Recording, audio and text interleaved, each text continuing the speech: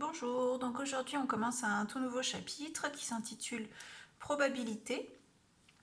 C'est une notion que vous avez un petit peu abordée au collège et qu'on revoit cette année en approfondissant un peu, en améliorant le vocabulaire et en découvrant de nouvelles techniques.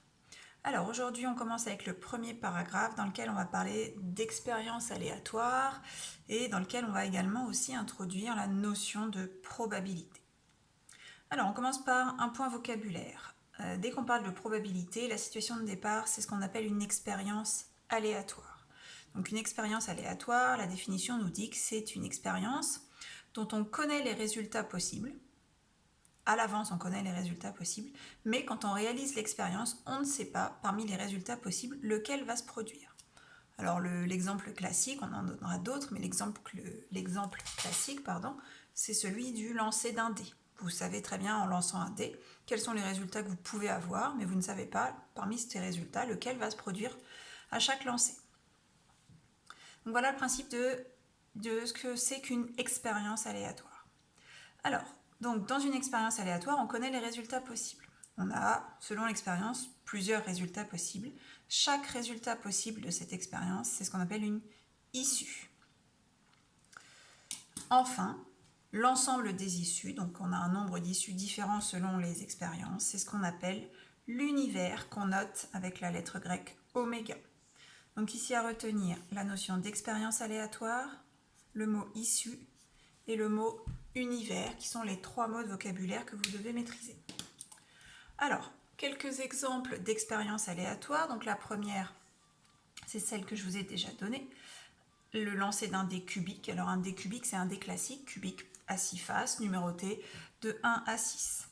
Donc notre univers ici, qu'on appelle oméga, comme toujours, c'est un ensemble donc qui se note avec des accolades. Et dans ces accolades, on va mettre tous les résultats possibles. Donc quand on a un dé cubique classique, les résultats possibles, c'est la face qui porte le numéro 1, ou le 2, ou le 3, ou le 4, ou le 5, ou le 6. Ça, ces 6 éléments-là, c'est ce qu'on appelle les issues de l'expérience. Ensuite, quand on lance une pièce de monnaie, c'est aussi une expérience aléatoire. On sait qu'on a en gros deux possibilités, soit elle va tomber d'un côté, soit elle va tomber de l'autre. On élimine le cas où elle tomberait sur la tranche. Du coup, on n'a que deux résultats possibles, deux issues possibles. Soit on obtient pile, soit on obtient face. Ici, on a une expérience aléatoire avec seulement deux issues possibles. Donc l'univers est composé de deux éléments. Ensuite, une troisième expérience aléatoire, donc tirer une carte dans un jeu de cartes.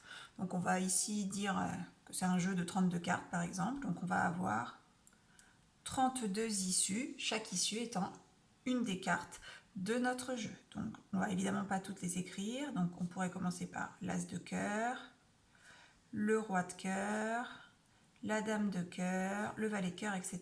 Et après on passerait aux autres couleurs, au carreau, au pic et au trèfle. Donc ici on aurait un univers composé de 32 issues. Voilà pour le vocabulaire de base. On va passer à d'autres mots de vocabulaire. Donc on va définir ensuite ce que c'est qu'un événement lorsqu'on réalise une expérience aléatoire. Donc on a vu une issue, c'est un élément de l'univers, c'est un résultat possible. Ce qu'on appelle événement, c'est une partie de l'univers, c'est-à-dire on va aller prendre dans l'univers une ou plusieurs issues possibles. Donc c'est un ensemble composé d'une ou plusieurs issues d'une expérience aléatoire. Donc on va reprendre, et ce sera le cas dans plein d'exemples dans la suite, le cas d'un lancer de dés cubiques normal. Donc on peut par exemple définir différents événements. Donc les événements, on peut les donner de deux manières différentes. Soit les décrire à l'aide d'une phrase, comme ici. L'événement A, c'est l'événement obtenir un nombre pair lorsque je lance le dé. Ou alors je peux les définir de manière ensembliste en mettant l'ensemble des issues qui le composent. Donc lorsque je lance un dé cubique, parmi mon univers, quelles sont les issues qui correspondent à la phrase obtenir un nombre pair? Donc on en a deux. On a le 2, le 4 et le 6. Ici, j'ai défini un événement composé de 3 issues. Je peux aussi définir un deuxième événement que j'ai appelé B, qui correspond à obtenir 6. Celui-ci, il est composé d'une seule issue de mon univers, qui est l'issue 6.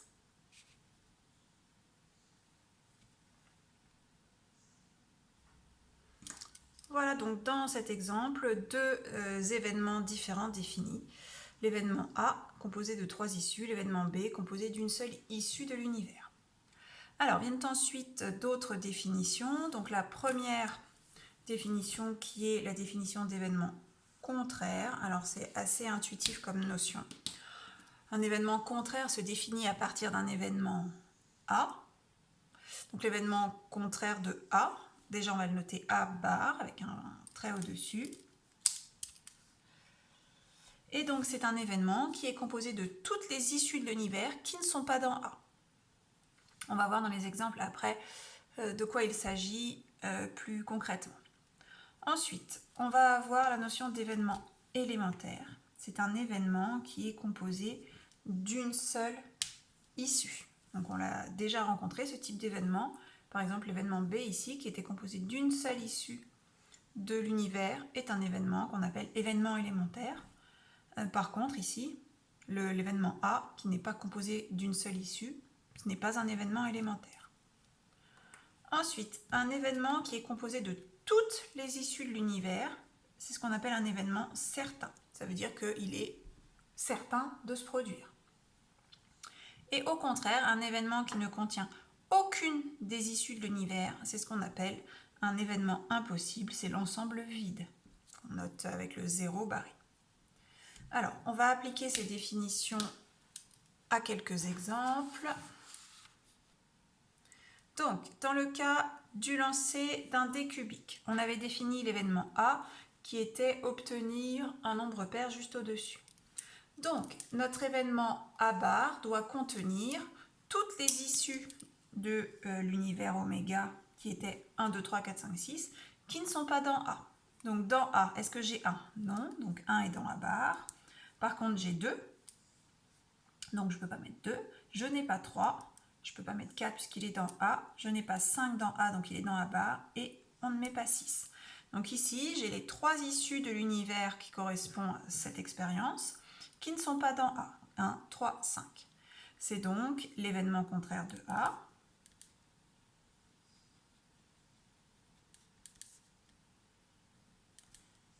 Qui, comme vous le voyez, se note A avec un chapeau.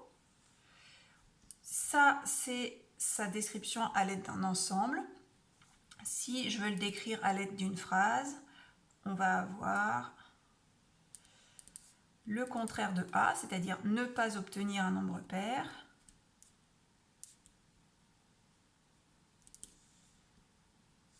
Mais évidemment, on sait que cette phrase, elle peut être décrite autrement. Ça peut être obtenir un nombre impair. Voilà, donc ces trois écritures, 1, 3, 5, l'ensemble 1, 3, 5. La phrase ne pas obtenir un nombre pair ou la phrase obtenir un nombre pair décrivent le même événement qui est l'événement A bar, contraire de l'événement A.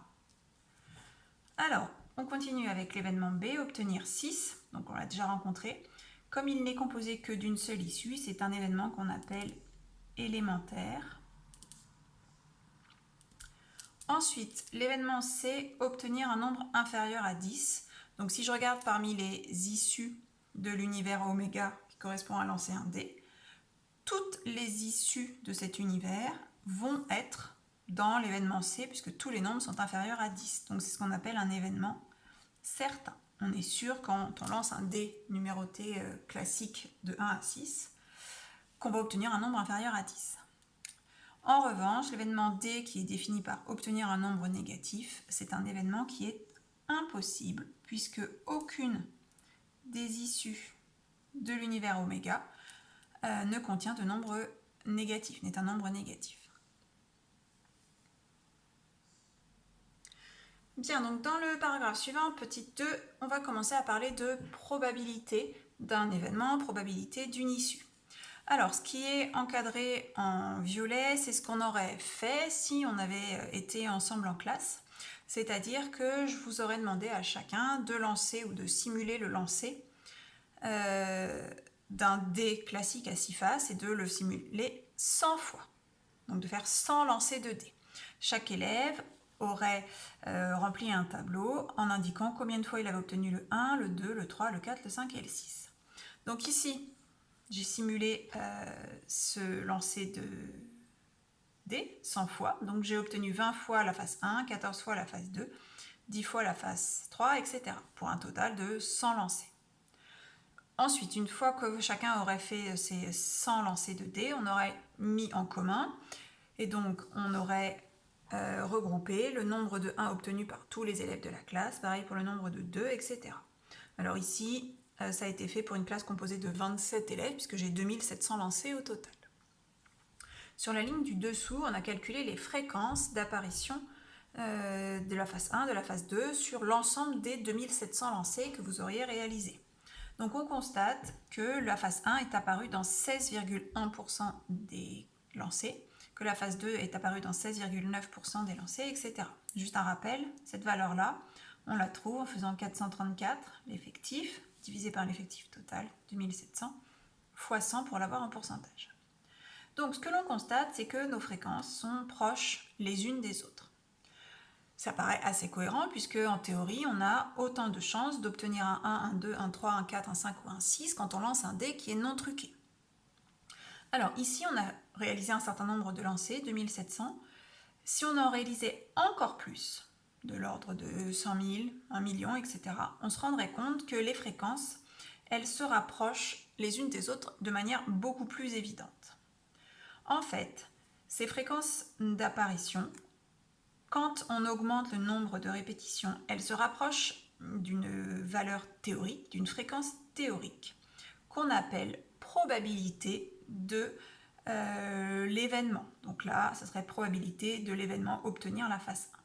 Donc, ces fréquences d'apparition, elles tendent, elles se rapprochent quand on fait une grande répétition d'expérience d'une valeur théorique. Et c'est ça qu'on appelle la probabilité. Donc ici, la probabilité normalement d'obtenir un 1, elle est égale à la probabilité d'obtenir un 2, etc. Ce qui n'est pas tout à fait le cas ici, parce qu'on n'a pas un nombre suffisant de lancers. Normalement, en augmentant de manière importante le nombre de répétitions, on devrait arriver à des fréquences proches de 16,67. Alors, donc, ce que je viens de vous expliquer, c'est redit dans la première définition. Lorsque on augmente le nombre de répétitions d'une expérience, alors les fréquences d'apparition d'un événement se rapprochent d'une valeur théorique qu'on appelle probabilité de l'événement E.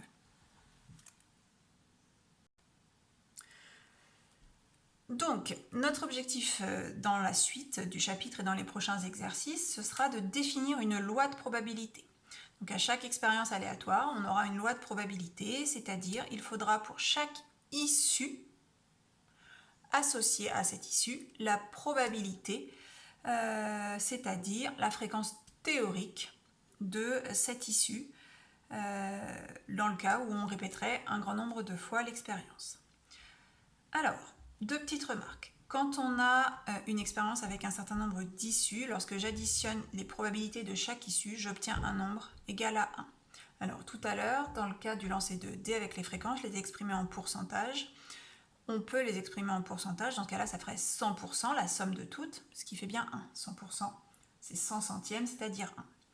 Les probabilités, on peut les exprimer sous forme décimale, sous forme fractionnaire et sous forme de pourcentage. Donc on verra différentes situations dans les exercices.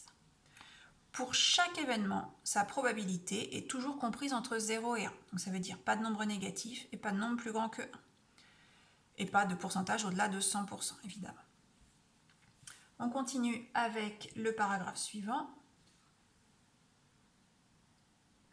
Alors, ce n'est pas un paragraphe, mais c'est une nouvelle définition. Donc, dans les dernières définitions, les mots de vocabulaire, c'était une probabilité et une loi de probabilité.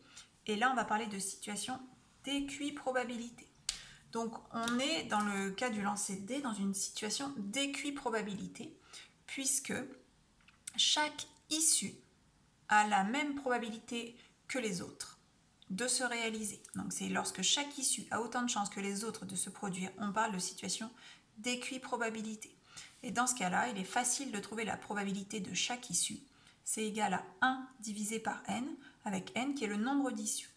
Donc si on prend l'exemple du dé classique, chaque face, dans le cas d'un dé non truqué, a autant de chances que les autres de se produire. On dit que les 6 issues sont équiprobables et la probabilité de chaque issue, elle est de 1 sur le nombre d'issues, c'est-à-dire 6. Elle est de 1 sixième. Et 1 sixième, si vous le calculez, ça fait environ 16,6%, 16,7%, la fréquence qu'on avait vue tout à l'heure. Il nous reste à écrire ça. Donc dans le cas du lancer d'un dé cubique non truqué, les 6 issues sont équiprobables